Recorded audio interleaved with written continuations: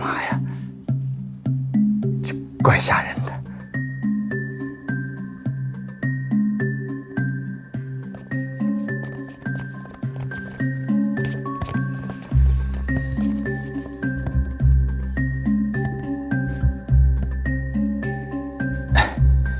兄弟们，这个阵仗不像是欢迎我回来吧？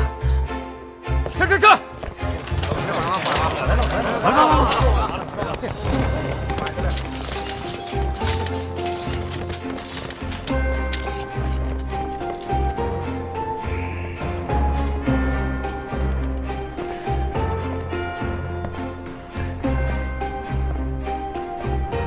穆青雄，你这是干嘛呢？等人啊？哎，轻点，轻点，这衣服贵着呢，这。哎，兄台，大人，大爷，你不要杀我啊！我是你的人。闭嘴！啊，闭。从现在开始，我问你答，答错了或是答得我不满意，死！不要这样好不好啊？我怎么知道什么能让你满意啊？我原本不想怀疑你，但我现在不得不怀疑你了。你究竟是什么人？我林浩瀚啊，林七古隐，浩瀚无疑。我是你的 lucky 啊，运气好，福星高照啊。我是在海外做古玩生意。说点我不知道的。那我还能说什么呀？从我们相识以来，我们不是一直都形影不离的吗？啊，对，中间是离过，但是那是为了重聚的短暂的分离呀。我让你走，你为什么要回来？你不是让我去找古币吗？我找了一些呀，找完了我不回来找你，我干什么去啊？我要是不跟你说一声，我直接回京城了，你是不是还要问我为什么要跑啊？初六那一天有多危险，你不是不知道，为什么还要回来冒险？大家说好了一起分赃的，我凭什么不回来呀？我可是有一成好处的。再说了，什么30年之约，赴约的人是你又不是我，危机重重也是你的危机。啧啧居里，我的人也好，王地宝的人也好，卓不凡的人也好，都在等般若传人。什么意思啊？般若传人？我要是般若传人，我能只管你要1成，我起码得3成起。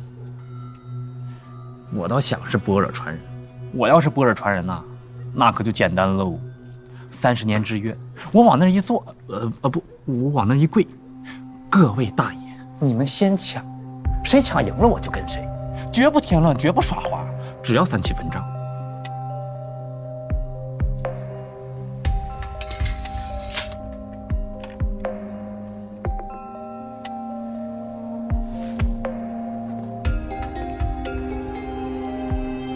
林浩瀚，这段日子你也算帮了我不少，我不想看你死在啧啧居。你走吧。若是我能凑齐封印找到宝藏，你的那一份我少不了。穆青雄，怎么说到死这么严重啊？就这么严重。穆青兄，那你一定不能死啊！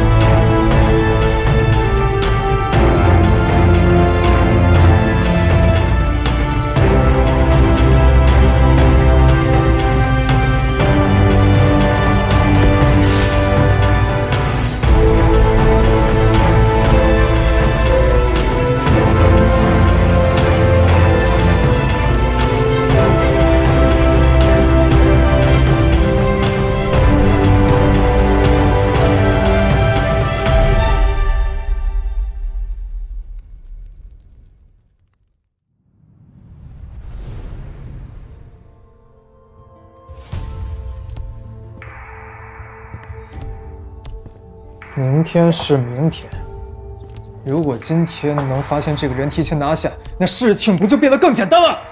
继续查，所有出入城的地方都严密部署。是。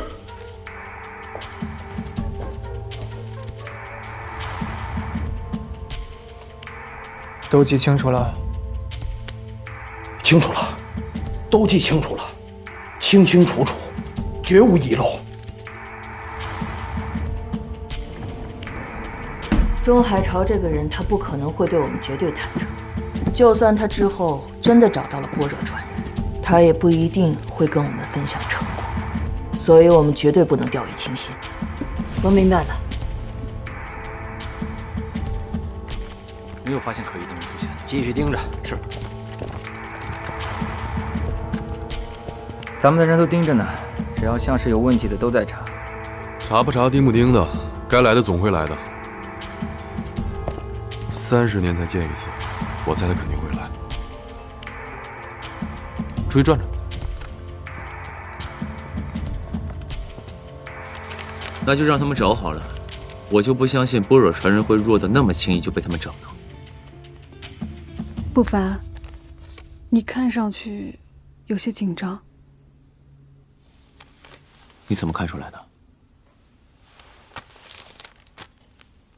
你都数了2遍了。那不数了。明天这事要是成了，咱们再也不用数着钱过日子了。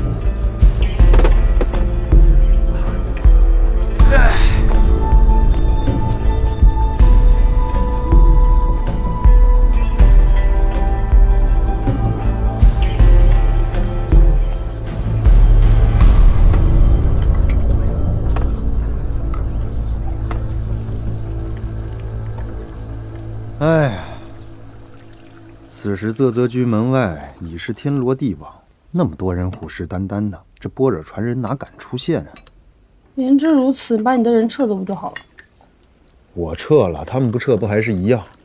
没办法，在这个节骨眼上，任何人都不愿意吃亏。周不凡不是个高手吗？还那么小心眼儿。只有比一般人细致无数倍的才叫高手，高手才是在任何时候都不能吃亏的人。只要有条件，就一定要占尽天时地利人和。你一个只懂得搞革命的，哪知道什么叫高手啊？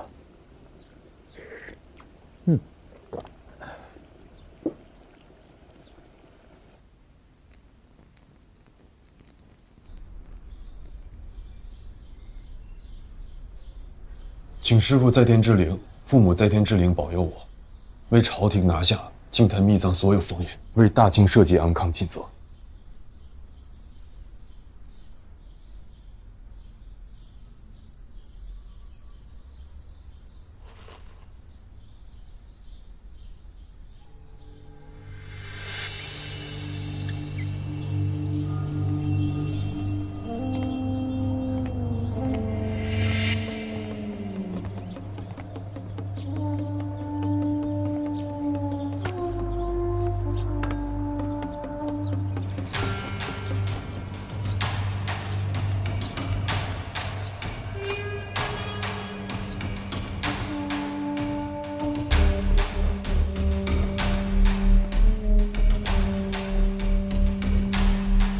必那就是从龙烟阁里偷走的戒律元封印。高手，趴门口看半天了，看出什么天时地利人和了？那是自然。卓不凡故意背对着大门，看似洒脱，实则是他知道不会有人从背后偷袭，而我和王地宝必有一人要坐在他对面。面对着大门，虽然能看到外面的情况，但也会被外面的情况影响分心，况且还会有光刺眼。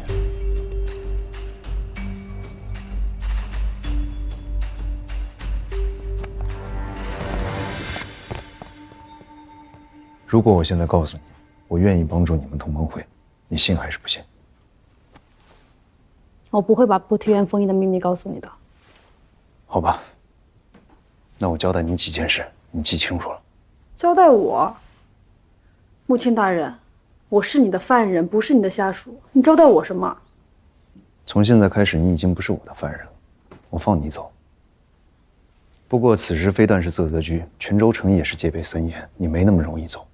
中午之后，我会想办法撤掉外面的人，但我能撤掉的只有我的人、王地宝的人和卓不凡的人。此外，还有隐藏在暗中的日本人，或许还有中海朝的人。他们都来了？肯定来了。天黑之后，你从啧啧居后面溜走。你不是一点功夫都不懂的人，走在路上要注意一下有没有人跟踪。确定甩掉所有跟踪之后，去西郊的一家黄鸡肉铺，在那儿有人会接应。谁？去了你就知道了。自己小心点。你为什么让我走？我不能走。你不能走是因为菩提院封印。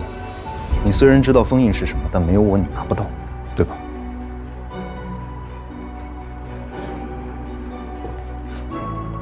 我也想要菩提院封印，我还要所有的封印，所以我其实放你走是为了你的安全，也是为了菩提院封印的安全。不管你是希望同盟会拿到，还是不想朝廷拿到，至少得先有密藏的线索。在这一点上，我们俩是一致的，所以记住我说的话，按我说的做。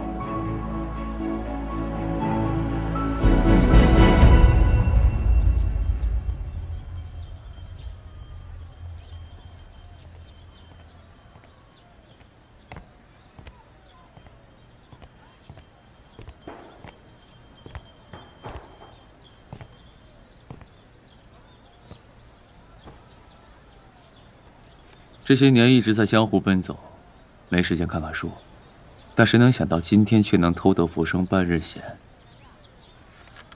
定无劣宿感征药，好伴清河相应流。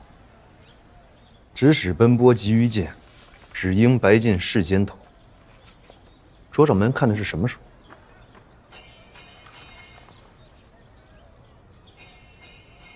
哦，古今小说。没想到卓掌门还有此等闲情。这本书是好多年前一个剑士跟我比试，打输了之后，剑扔下就逃得无影无踪，最后连行囊都不要了。我在他包里就发现了这本书。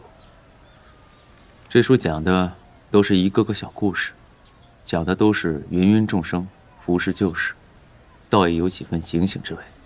既是闲情，那我也应该来一壶茶。小二，高山铁观音。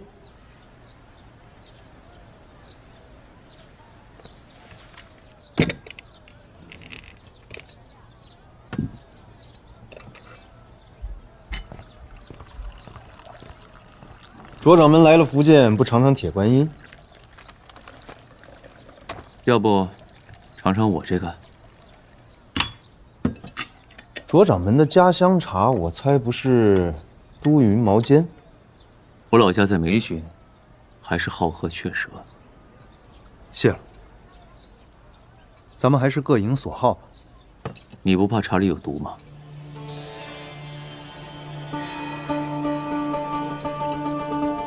卓掌门是灵犀出来的，若是对我用毒，怕是我没有这个本事查出来了。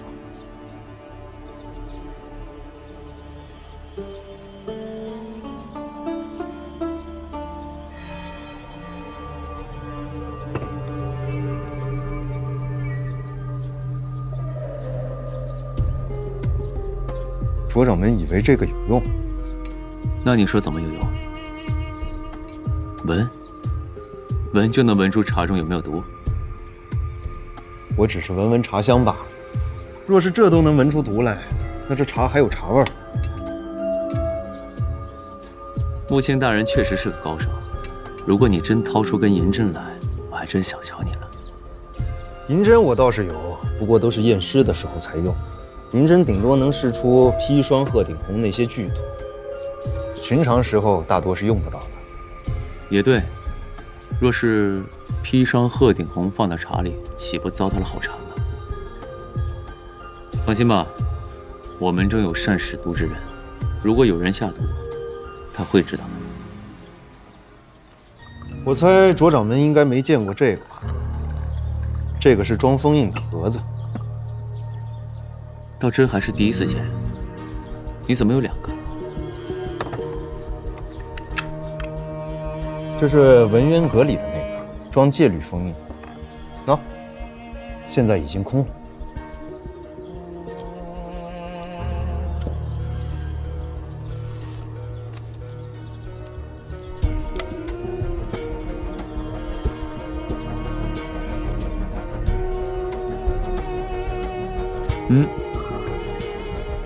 大小还正合适。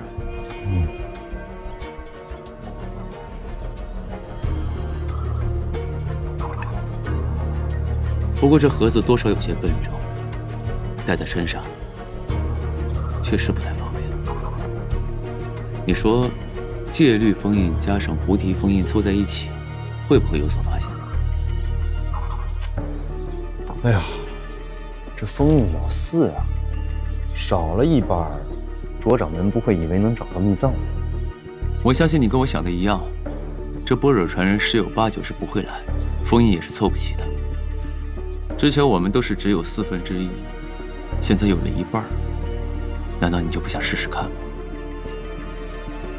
般若传人会不会来，大家都不知道。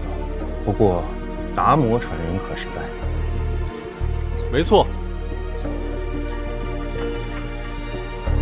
伽罗，来得正好，坐。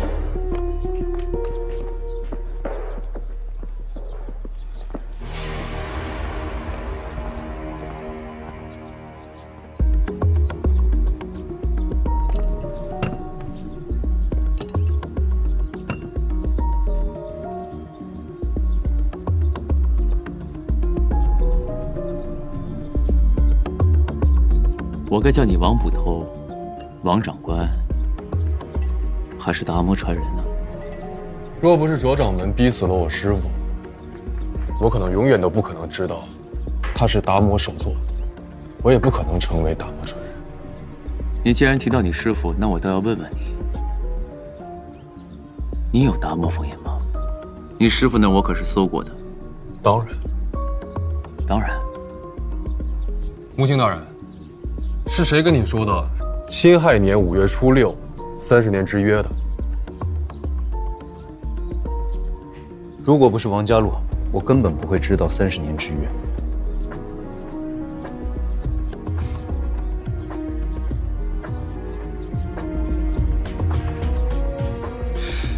那看来冥冥之中，天意早已注定了。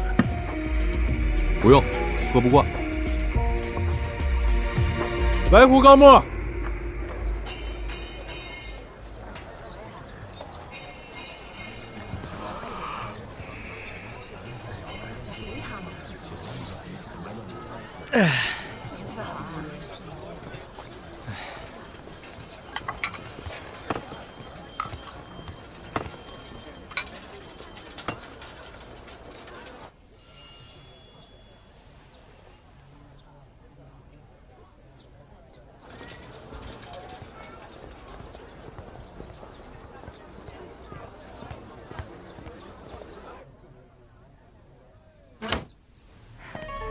那个般若传人，他会不会不来了？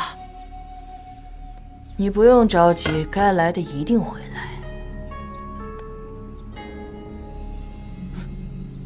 现在刚到中午，这一天还长，耐心点。你跟了你师父那么久，他都没跟你说过吗？我师父连话都不怎么会说。的确，以你的功夫来说，确实也不像个达摩传人。不重要，大姑命案，只剩下2名疑犯了，死于我手，已有5人。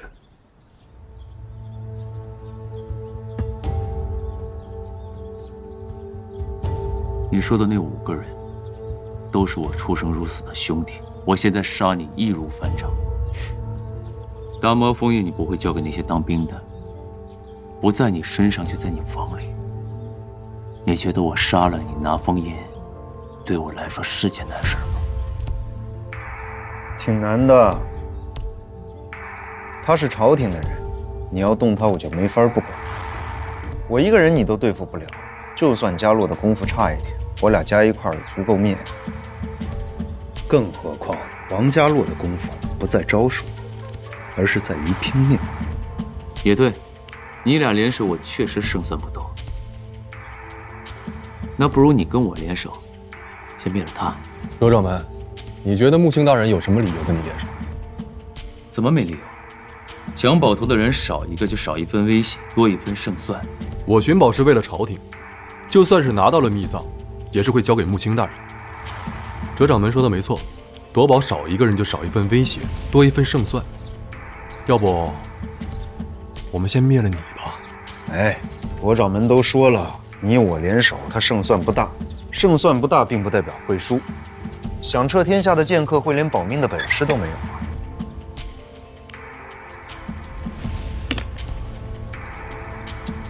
还记得在上海的时候，你不是我的对手。对。可前几日在京城，你变了。对。菩提封印在浮屠寺，那菩提传承也在浮屠寺。对。3法印鉴。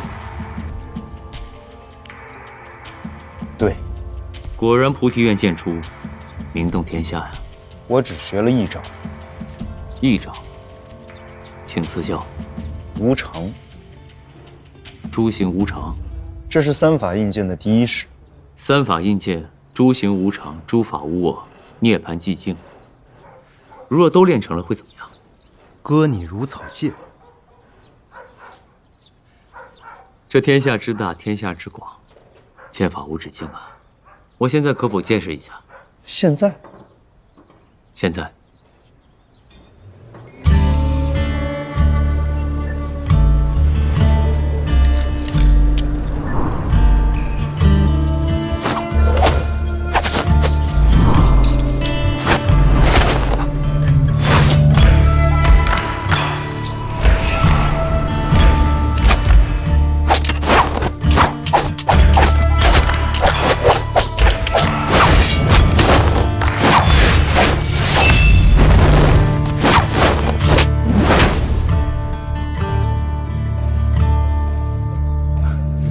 诸行无常，好一个诸行无常！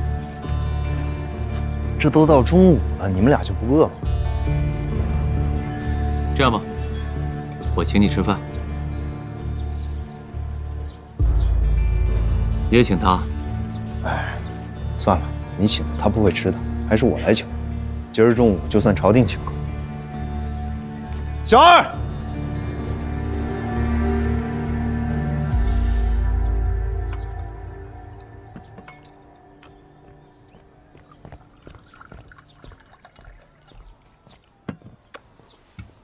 对了，有件事一直忘了跟卓掌门说一声谢谢。大内还有事要谢我呢。大沽客传9人被杀，是卓掌门的手笔，没错吧？是，但也不是。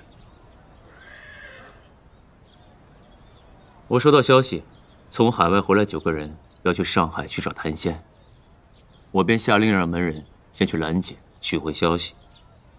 此事是我下令，所以是我所为，但杀他们并不是我的本意。带队去的是我大师兄于焕杰，他着急审出线索，下手重了些。但这一切都不是我的本意。但我作为荣天剑派的掌门，我脱不了干系，所以王家洛要拿我，合情合理。那你就……卓掌门可知，这9人都是同盟会的人？不知。谋逆乱党，当诛之。就算卓掌门不知晓，但也毕竟是替朝廷除了一害。所以在下要对卓掌门说一声多谢。你不用替我说这些。王家洛要拿我，就让他拿好了，我又不在意。凡事有个公道。此事毕竟是卓掌门有功于朝廷，不能白受了冤屈。大姑命案是有同盟会的，但并非9人皆是，其中是有一家人的。同盟会的就混在这一家人之中，以求掩护，才到的大姑。况且，荣天岭不是县衙，杀人就是杀人，并不能因为杀的是同盟会的就化罪为公。倘若真如穆青大人所说，那卓掌门只需跟我去刑部调查清楚即可了案，而不是屡次的拒驳。王家洛，你现在还能活着坐在这儿，是因为30年之约的事，我可以不跟你提之前的事。但若你嘴里再给我蹦出一句荣天岭，我现在就让你死在这儿。这9个人的档案我全都查过了，这些人这些年确实是在日本南洋一带，有上学的，有做工的。其一，这里面没有一家人，连有亲戚的都没有。其二，这里边确实有一个姓林的，姓林的也确实有一个侄女叫林安静，在日本上学。但是从日本上传的9人里，并无这个林安静。你是说，林安静是同盟会的？我是说，你的这个林安静是不是林安静，你根本不知道。这1个月以来，他一直跟我在一起，我查过他的。你怎么查的？你都查进家里去了，你能查到什么呀？王家洛，你跟谁谈我不管，但是你心心念念的大姑血案另有隐情，卓掌门和荣天并不是你该死命追凶的目标。眼下最要紧的就是禁坛密葬，你是朝廷的人，替朝廷守住密葬才是你该做的。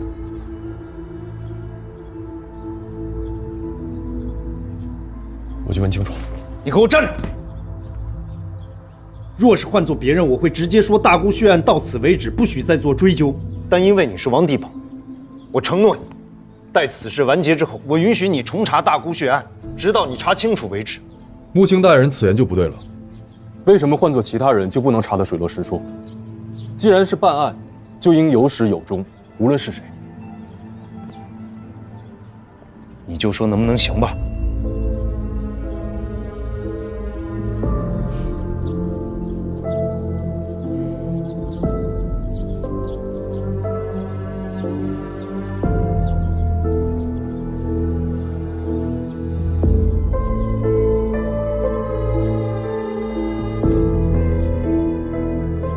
行，我今天暂时放下其他，只管30年之约。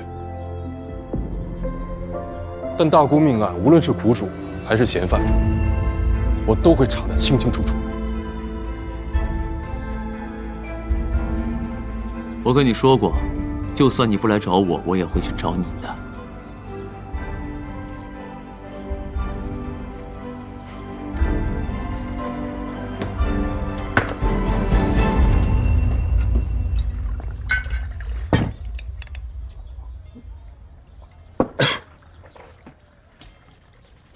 我想不明白，你说你如此游说他，到底为了什么呀？咱们先暂且放下间隙，我想和卓掌门谈一谈合作。好啊，你跟我合作，现在就灭了他。你出手我不动也行，我出手你不动也可，他定无活路。不，我要聊的是3个人的合作。内务府要的是禁坛密葬，普天之下莫非王土，朝廷拿回密葬，天经地义。王地保，你说是不是？当然。所以我和王地保要的一样，就是密葬归朝廷。既然是传说中的密葬，那一定是一大笔财富。至于具体有多少东西，谁也不知道。多找到一些，少找到一些，我想也无大碍。所以就看看卓掌门想要的是什么。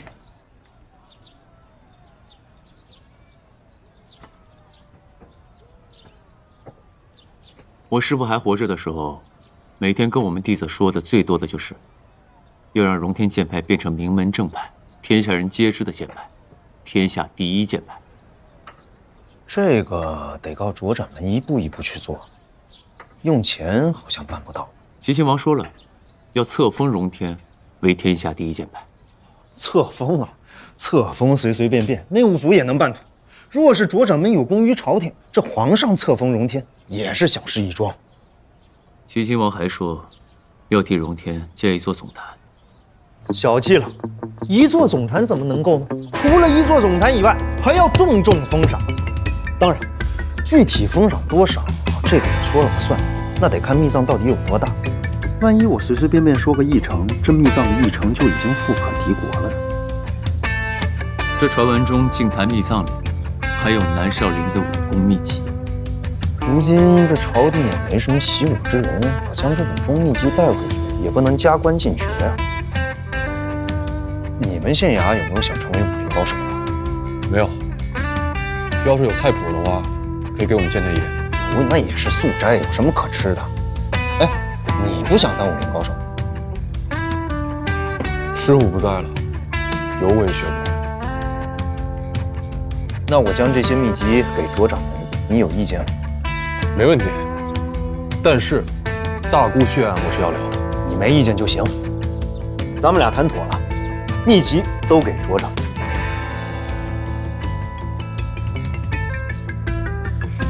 好，那就君子一言。哎呀，这一路走来呀，卓掌门的作为可称君子。既然合作，那我们今日就一起同仇敌忾。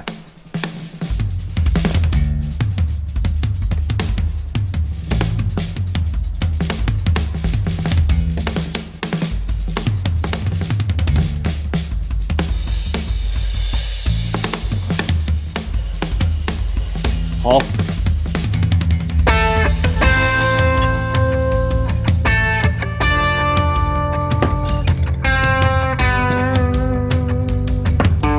如今就算我们三人合作了，还是打不开净坛密藏。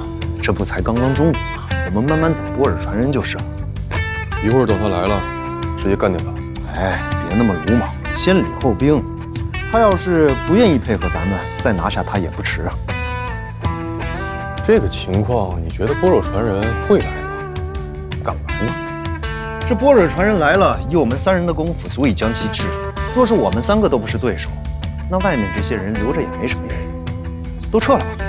贤子，丁宇，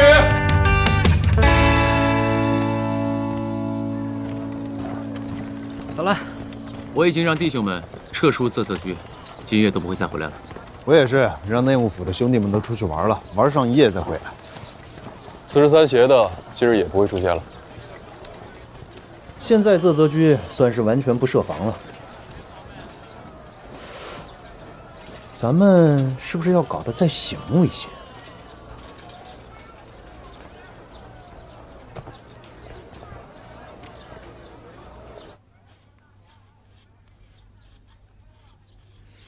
我算想明白了，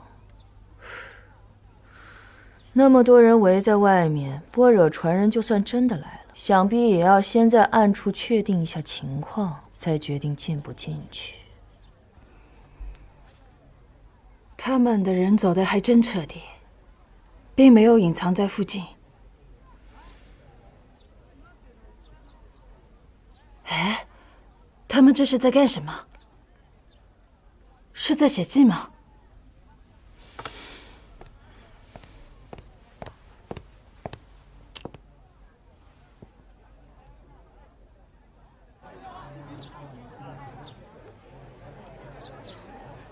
他们哪里来的闲情？这个关头竟还写字。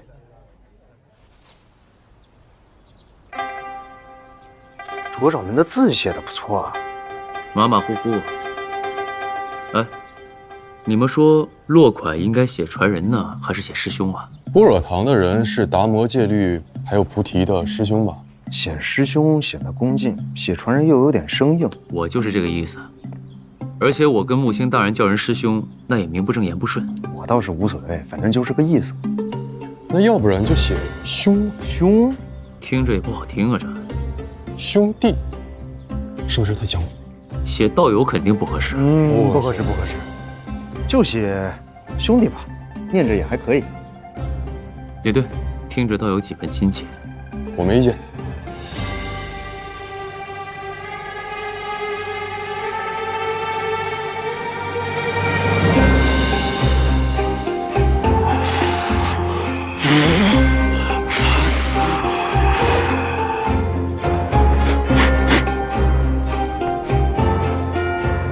佳洛，你先别动，左掌门这儿高一点，然后往右去一点，这边。左掌门再高一点，左掌门往上一点，再往右一点，再往上一点，好，可以吗？好，过了，往左。他们几个究竟在搞什么？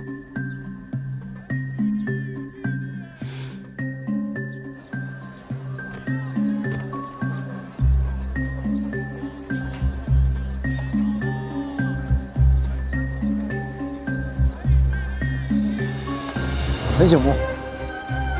行，挺正的啊。那我们接着进去喝茶。好。波尔传人应该是不会来了。就算我们仨撤掉了各自的人，此时啧泽居还是天罗地网。波尔传人只要一出现，别说我们联手将其拿下，只怕我们都会被一起拿下。也对，我要是波尔传人的话，这种情况不出现更为稳妥。不出现不代表没有来。是，他或许正在某个地方看着我们，正想着怎么样才能安全无虞的相见。这么说来，啧泽居的确不是一个适合相见的地方。不过起码他知道我们已经在这儿。咱们只写着恭迎波尔传人，那他必然知道菩提、达摩、戒律都已经到。你是想告诉他换个时间地点见面？这倒是一个好办法。不过，怎么才能只让波尔传人知道？怎么让波尔传人知道并不难，难的是怎么让其他人不知道我们更改了30年之约的地点。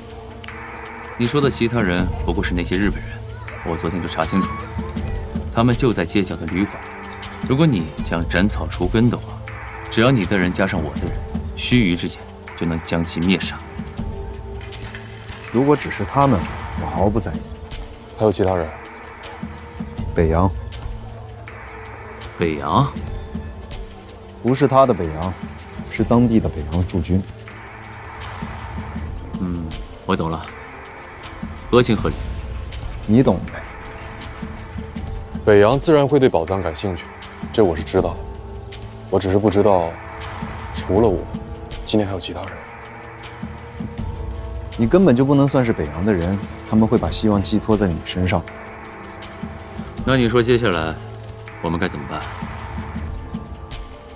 现在我们只能让他们看，等到今日过了，什么都没等到。那还有半天一夜呢。那咱们仨就只能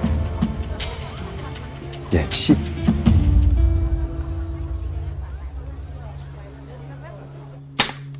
天牌一对。你一个小地保，平日里是有多闲？牌九推得这么好？一般一般，主要是你俩打的实在是太差了。玩了。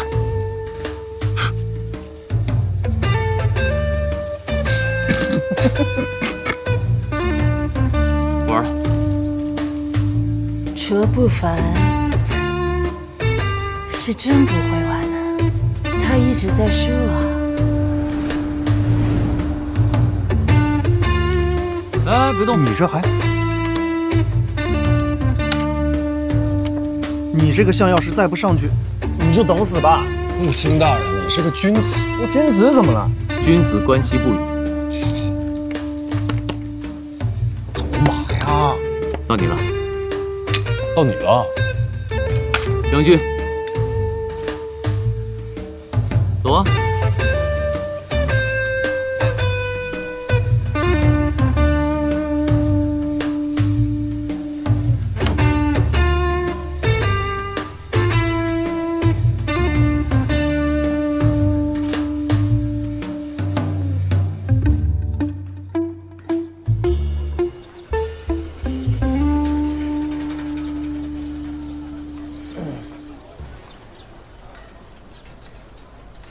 怎么样，休息好了吗？打了个盹儿，舒服多了。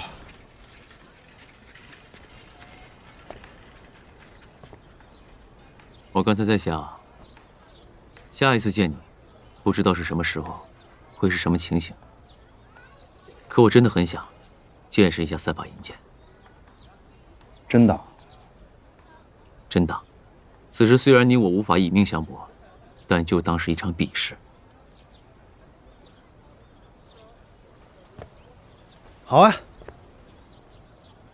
能和卓掌门这样的天下第一剑比试，怎么都能算得上是一场幸事。天下第一剑。10年前我被称作天下第一剑的时候，其实那个时候我刚出山不久。我是奉师傅之命寻访各地名宿。那个时候我10几20岁啊，年少轻狂，想的就是赢了最好，输了我也不丢人。于是我前3战便赢了巴蜀第一剑、两广第一剑和中原第一剑。再后来就没人敢跟我打了。过了好多年，我才知道，我这个第一剑是那3位名家封给我的。因为他们觉得输给天下第一剑不丢人，但输给荣天剑派一个初出江湖的小子就太丢人了。以前我还认为我们荣天剑法真的很强，但后来我才知道，只是我强罢了。我年幼时进山门，练了7年拔剑、7年御剑、7年出剑，才得以出师。我打的那些门派弟子、门派掌门，都只是不好好练剑，自己给自己荒废了。无名者胸无大志，得过且过；成名者心浮气躁，疏于精进。所以我即便被称为天下第一剑之后，仍不敢倦怠，每天睡前早起，必拔剑出剑600次，免得受伤。再到后来，我真的越来越强，真是寒风敌手。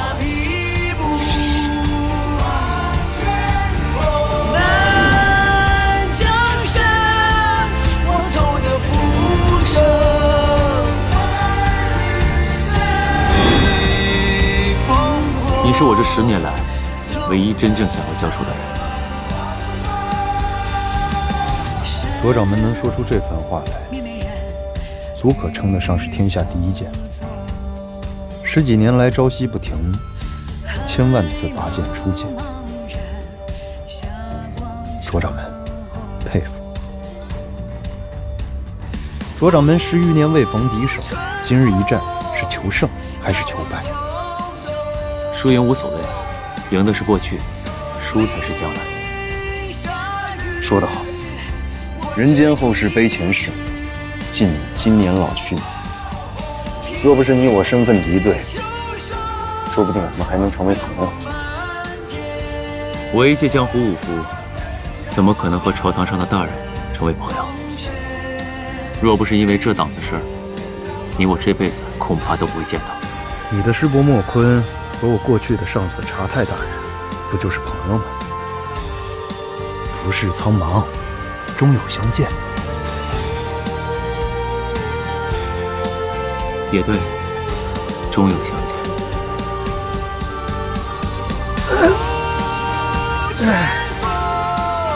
我用的是刀，卓掌门用的是剑。